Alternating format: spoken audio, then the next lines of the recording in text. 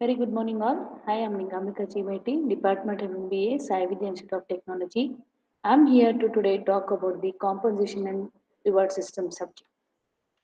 So, in the previous class, we were talking about the third unit. So, today I'll be talking about the module 4. That is, we'll understand what is the name of the module. So, first we'll analyze this picture here. So, how do companies determine compensation? So, this picture talk about how the compensation calculation can be made. Market research about the worth of similar jobs, previous salary companies, the data they'll find out, and desire to attract retain particular employee. So, which type of compensation should be given? So, at least by seeing this, we got some type of idea that it is all about the compensation calculation. And to calculate the compensation of an employee, first they have so many factors need to be analyzed, like what is the market research about the worth of similar job. So if you are giving for an executive role, so what is the value of that particular role salary? And the second, employee contribution and accomplishment. What exactly the employee is earning his contribution in terms of his previous experience, what he has earned it. Availability of employee with the like skills in the marketplace. So what is the skill set he has it in the marketplace, and also the previous salaries. All this data can be analyzed and they'll come up with the salary. So by analyzing this, we could sense it something that is this talk about the determining external competitiveness and benefits management. So this is what we talk in this particular module, that is determining external competitiveness. So this is the name of the module. So what exactly the external competitiveness all talk about? Let's understand one after the other. External competitiveness refers to the pay relationship among organization, the organization pay related to its competitor. For example, Mr. X is working in some company with the associate level for an HR position. So he'll be having a salary of associate level. Yes, it is a second level, so his salary might be 40 plus with some years of experience.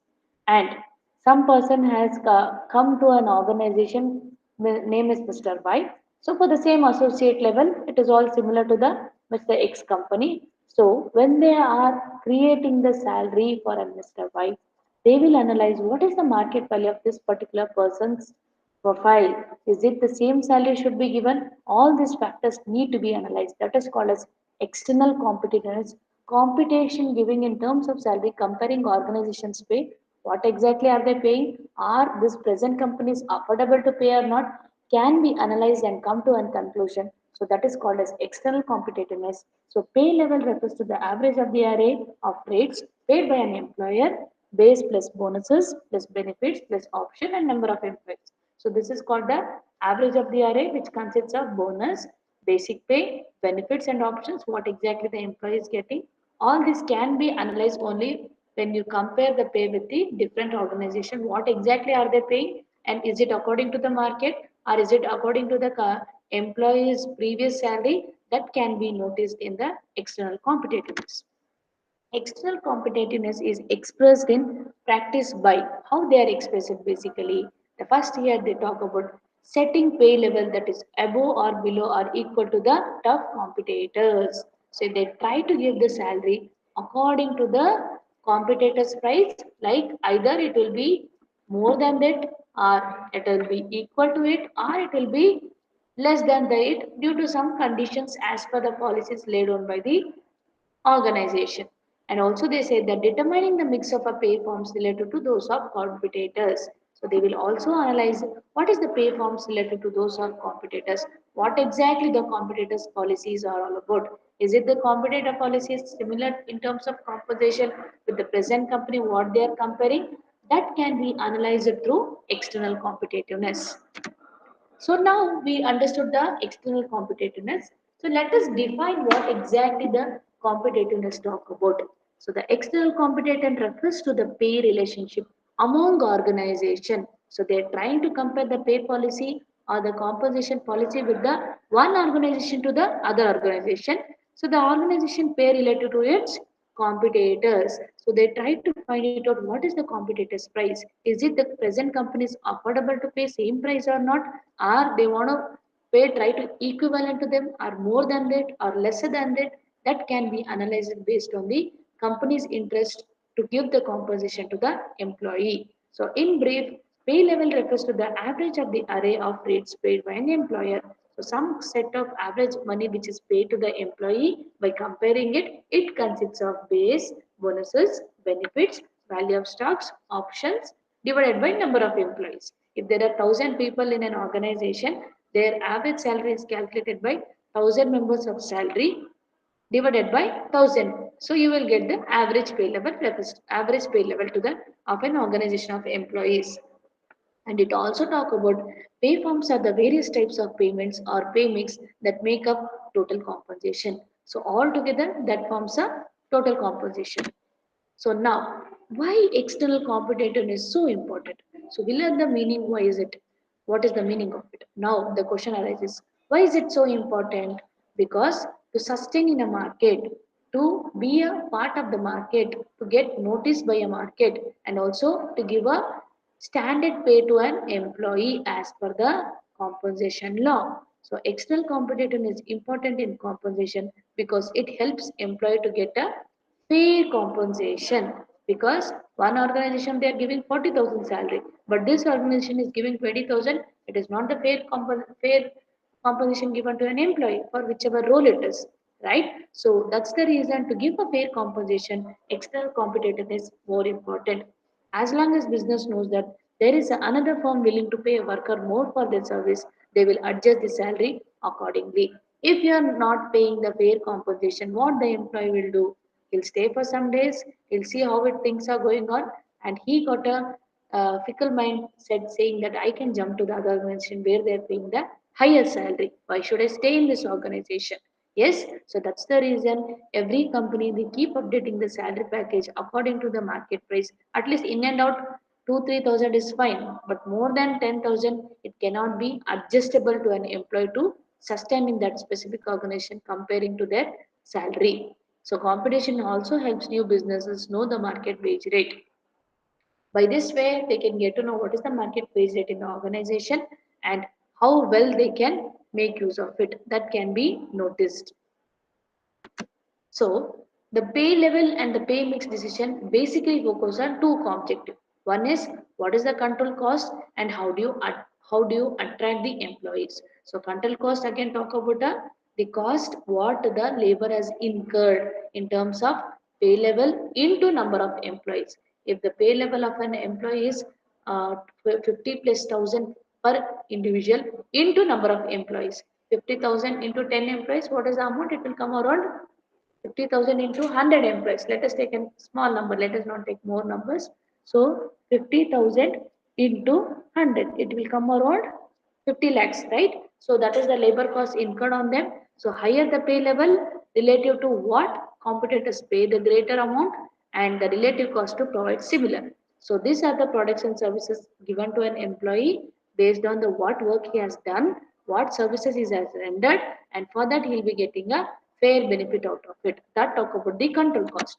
Next, attract and retain employees. So always they say that known devil is better than unknown god. There is a saying in English. What does it says? Try to attract and retain the employees inside the organization.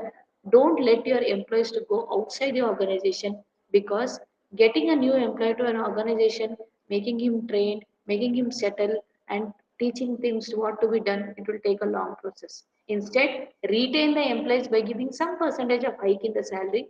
By that way, they will also be get satisfied. Even the company people also get satisfied easily. So different employees had set different pay levels. So they deliberately choose to pay above or below what others are paying for the same work. So they will try to find it out what others are working. Yes, what is the need for that? So all this can be analyzed easily. Not only do the rates paid for similar jobs vary among employees, but a single company may set different pay level for different job families. Yes, associate will get the associate level pay, manager will get the manager level pay, and CEO will get the CEO level pay. So it depends upon the which type of profile are they into, what type of work they are doing. Accordingly, they will get a different set of salary. So they also say that there is no single going mix of pay forms either. The mix of pay forms for the same job, both the companies offer about the same total compensation. They try to see what is the composition of the same job with the competitor. You can't compare associate salary with the CEO. No. So you try to check with the what is the executive salary with the Y company with the executive salary of Z company. So yet the percentage allocated to base bonuses benefits options are very different. Ultimately, what is the take home hand that can be considered by an employee than looking out for a different breakups. So here is an example quoted. For example, an engineer is 2% below the market rate when only his base wage is observed, but when total compensation is taken into consideration, he might be 30% below the market rate. So they see the what is the whole amount to be paid, right? So the exhibit makes 2 points. First, compensation often set different pay level policies for different jobs, and second, they talk about comparison with the market depends upon the company. It is compared to and the pay forms included in the comparison. They try to compare things from one job to the other job as well as in terms of market. Yes, so the salary keep varying from one profile to the other profile of job, right? So and also they talk about what is the market value of the particular person's profile. Yes, that can be also considered because experienced people will get different pay and freshers will get different pay based on the market standards. So what shapes external competitiveness? So some of the factors that depends on the company's decision are labor market factors, product market factors, and organization factors.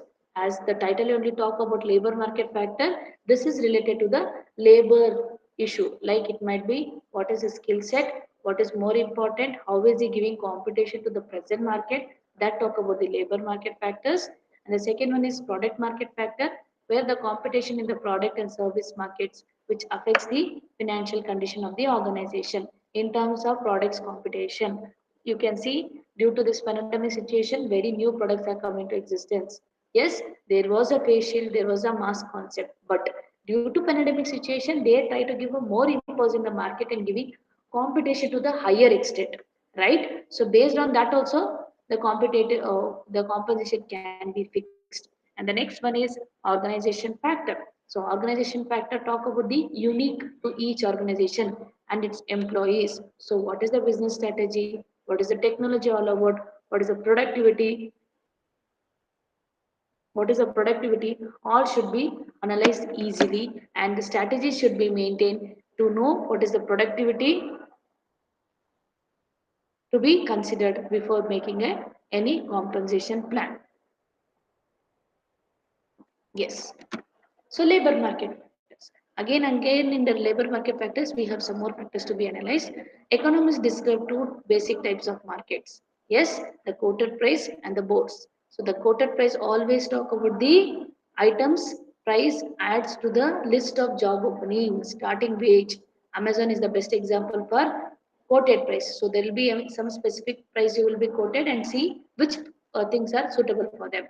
Whereas bourse markets are nothing but example is eBay where allow for handling to occur over the terms and condition until an agreement is reached. So whatever the agreement is, they'll go according to the agreement and they will see the terms and conditions according to the norms laid down by the organization. So both bourse and the quoted market employees are the buyers and the potential employees are the sellers. So the employees related to both bourse market and quoted market, they are buyers and the potential employees are the sellers because they are providing the opportunity to the other person.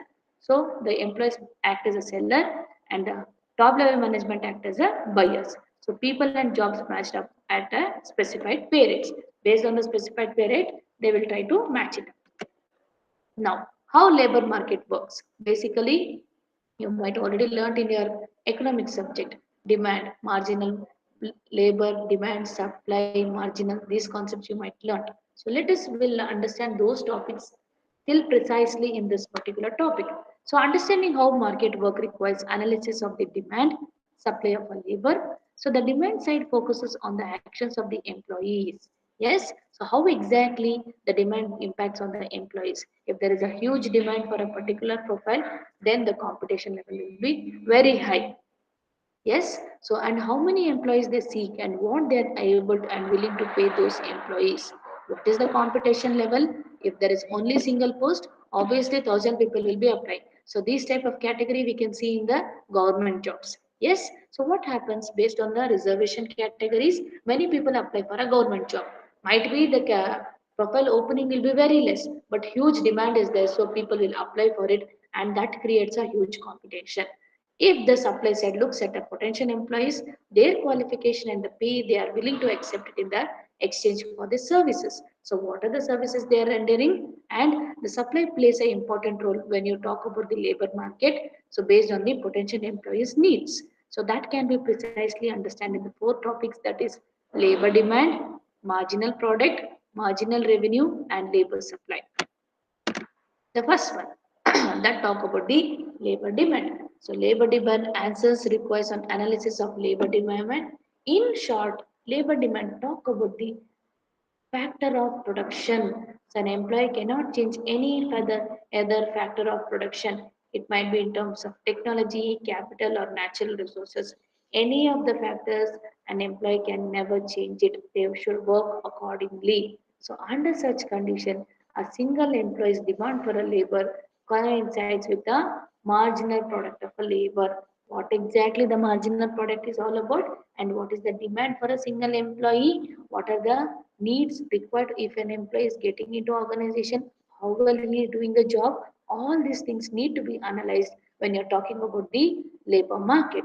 So the marginal product of a labor is the additional output associated with the employment of one additional human resources. So you might learn in your economics. So what is the marginal product says? If the 1,000 units need to be sold, 1,000 units has been sold, and one extra unit which is sold other than the 1,000, that is called as marginal unit, right? Similarly, an additional output what they got it from adding one more extra employee to an organization. So that talked about the marginal product. So the marginal revenue of labor, so whatever the revenue has been generated, whatever the product has been generated from the extra part of an out of the standard, so that revenue is generated is called as marginal revenue. So here they talk about the marginal revenue of a labor is the additional revenue generated when the firm employs one additional unit of human resources with the other production factors held constant. Next, marginal product. So I just gave the meaning of marginal product, marginal meaning. So again, the one extra unit what has been created or manufactured by that particular person is called as marginal product. So diminishing marginal products results from the fact that each additional employee has a progressively smaller share of other factors of production with which to work. So when to be worked, how to be worked, based on the productivity, based on the facts, what is the extra person has worked, that more than out of 1,000 one extra employee has been recruited and he is doing the extra work to produce a extra product.